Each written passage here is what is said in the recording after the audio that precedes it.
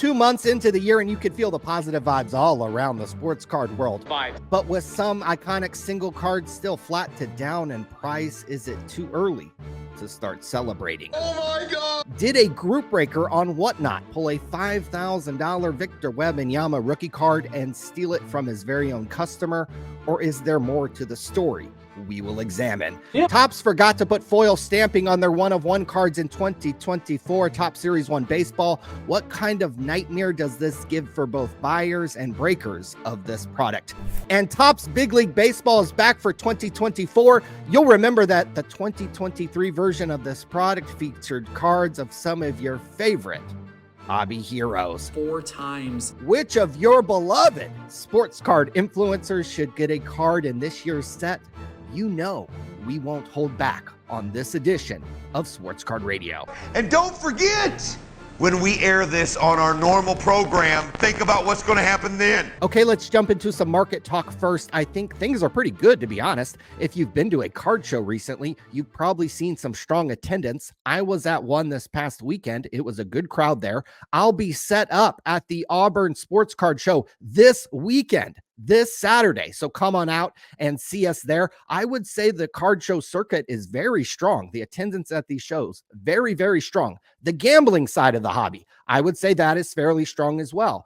You had the Topps Rip Party last week. Everybody from Meek Mill to Tom Brady was out getting paid to promote the hobby. Prism God over here. So Fanatics certainly isn't going cheap on the marketing side of things. I was the one that predicted the market was going to boom. With single cards, look, not everything has up arrows. 23 of the 50 cards on the Card Ladder 50 are actually down over the last 3 months. Here are two 1986-87 Fleer Michael Jordan rookie cards that sold for $6,700 each the other night. 3 other PSA 8 Michael Jordan rookies have sold recently on other sites for even less, ranging from $5,500 to $6,400.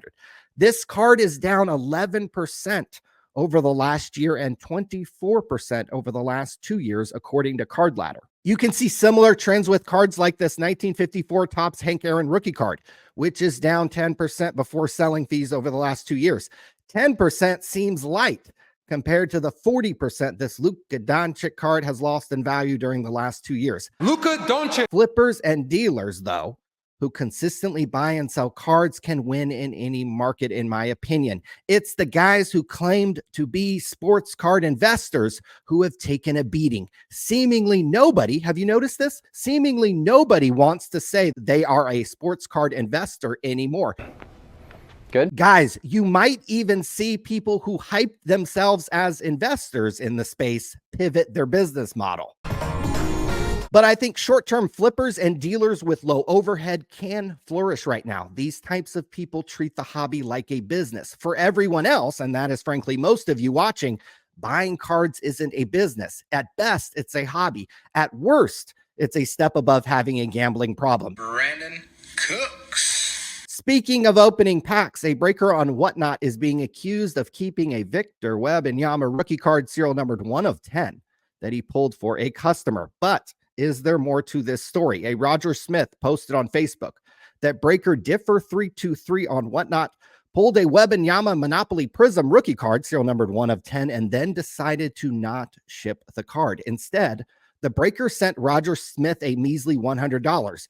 The card is likely worth close to $5,000 or more. The breaker, Differ323, who also goes by Different Cards and Kicks323 on Instagram, did not respond to a message we sent him yesterday. He also deactivated his Instagram comments because I'm sure he was starting to get blown up over there when this was percolating around the hobby yesterday.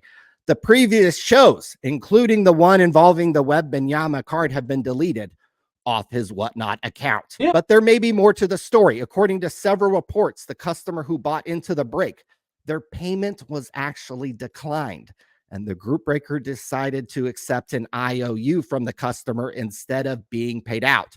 Once the big card was hit, with no actual transaction on the books, the breaker felt like the card was rightfully his to keep. So this leaves us with tons of questions. If true, should the breaker have to accept the IOU as payment? Or was the breaker justified in keeping the Wembanyama card? I do, though, have to wonder, Why am I the one talking about this? Aren't there about 5 to 10 big names in the sports card industry who are sponsored by Whatnot?